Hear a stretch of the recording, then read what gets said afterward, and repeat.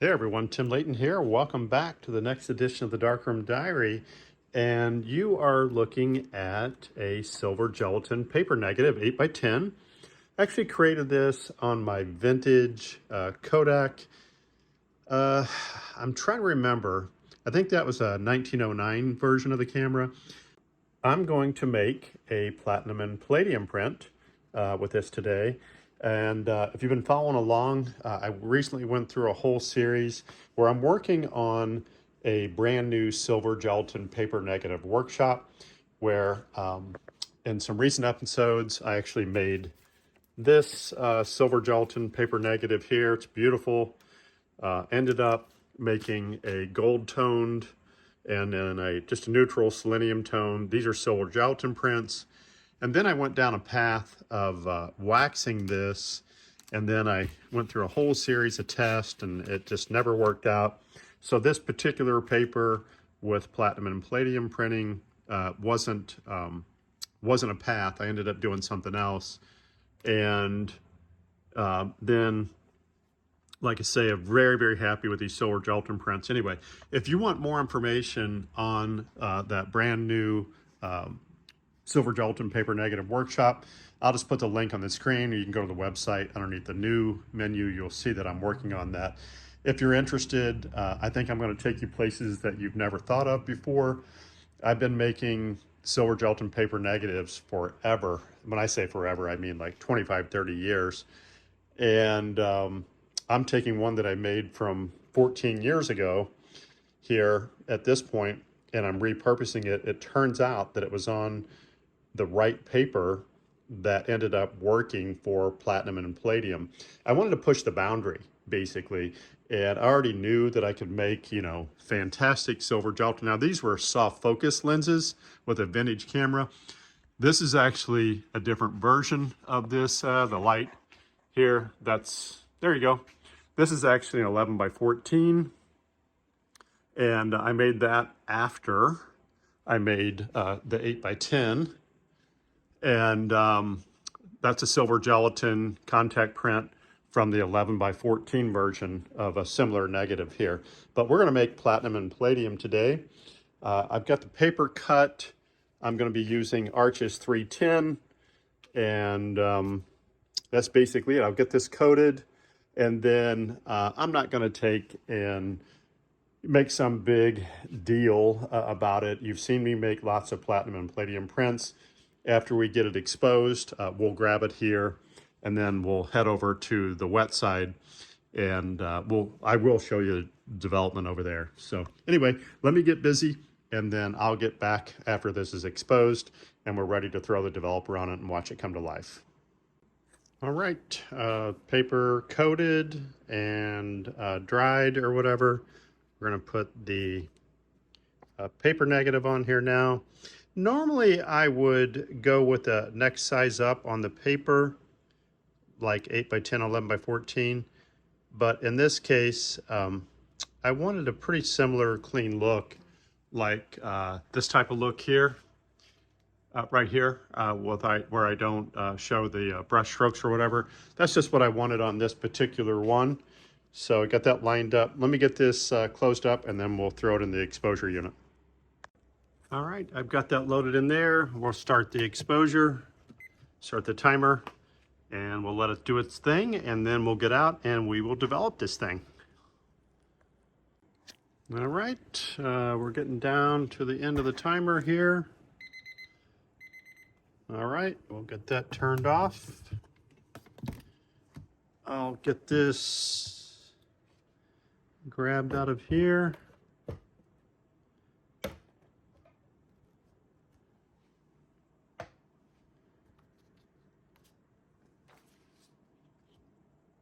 Love that paper negative. All right, we can definitely see a latent image in there. I'm hoping for a real nice, rich, beautiful, warm print is what I'm hoping for. All right, here we go. Oh yeah, look at that. Look at that. Does it get any better than that? Wow. It's amazing. What can I say? You know, really just kind of pushing through and finding, how to make some expressive work with silver gelatin paper negatives. It really is, like I said, you can see, I mean, this negative was made back in 2011. I found some the other day that I made back in the late 80s and 90s. So I've been at this a long time. But what's interesting is I never went down the path. I like to go about a couple minutes there. I never went down the path of trying to really fine tune the workflow for platinum and palladium prints. And, to be honest with you, whenever I was going through and researching for the new silver gelatin paper negative workshop that I talked to you about earlier, I hit quite a few stumbling blocks. I mean, I had, oh gosh, I think it was like 7 or 8 days just bashing my head against a wall, trying all different kinds of, different papers. And I was having, the papers weren't performing right and trying to cut the exposure and stuff. But as you can see here, I've got a really nice workflow here. This will look good. What I'll do is, this will finish up here. I'll be able to pull this out of here in just a second. All right, I'll get it into the first just clear wash here, and then we'll be able to take a closer look at that. Wow, look at that. Yes. Yeah, and this is on my Kodak 8x10 camera. All right, that's clearing off. I'll actually walk you over and show you that camera over here. It's on my bookshelf. So yeah, let me get this here, pull this out a little bit. Yeah, look at that. Wow. That's beautiful. Okay. Yeah, let me walk over here and I'll show you the camera real quick. Right, here's the camera that made this. This is the original Vinco lens. Let me get this original lens cap off of here. Yeah, I shot that wide open. And like I said, this is on my Kodak 8x10. I've got a whole story behind this camera that maybe I'll tell you about one day. But yeah, I've got 5x7 reducing back for this. And I've got a whole series of lenses. But I love shooting the original lens and just using the lens cap as the shutter. Although I can, put modern lenses on there or whatever. But that's neat. And then I've got the lens off of this one cleaning. This is from 1880s. This is an Eastman dry plate camera. And I was shooting plates with this. I got original plate holders far back here. I've got the original plate and film holders for this camera. And I just went through and redid them this past winter and put new tape on them. They're literally like new, and they're what, 115, 120 years old, something like that. But anyway, I thought you'd find that fun to actually see the camera that created that print. Yeah, right, I'm walking back. So, all right, so I'm gonna put this through my archival platinum and palladium workflow and get this all squared away. Excuse me. And I'll get it, and I'll have to wash it for an hour.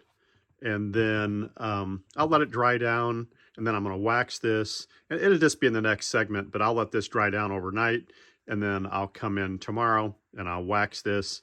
And then in the next segment, you'll see the finished print. And then I'm going to mount it.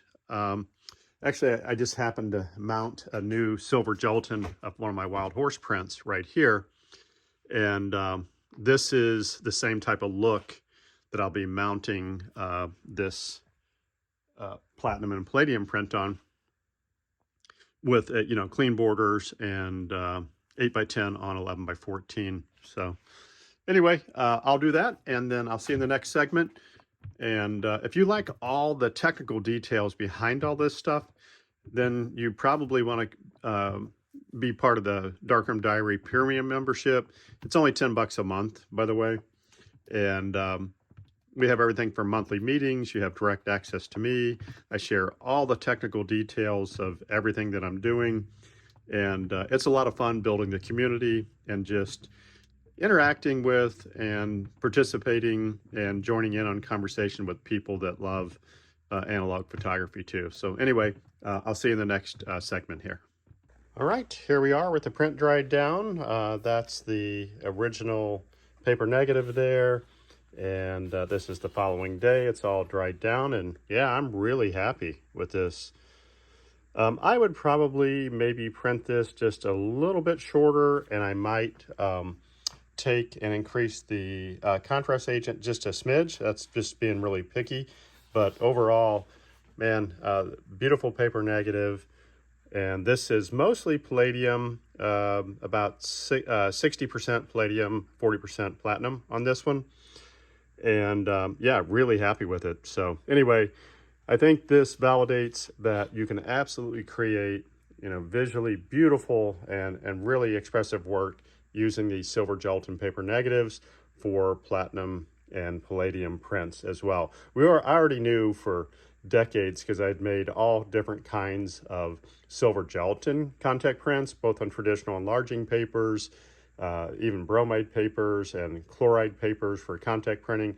They do fantastic with that. I just never really tried to find a path to make platinum and palladium work, but I'm hooked now for sure. So I'm going to be loading up the 8x20, the 14x17, and so on and so forth. And I'll be making some ultra large format silver gelatin paper negatives and coming back and making some platinum and palladium prints from that. So anyway, hopefully this finds you well. I'll talk to you soon, and I'll see you in the next edition of the Darkroom Diary.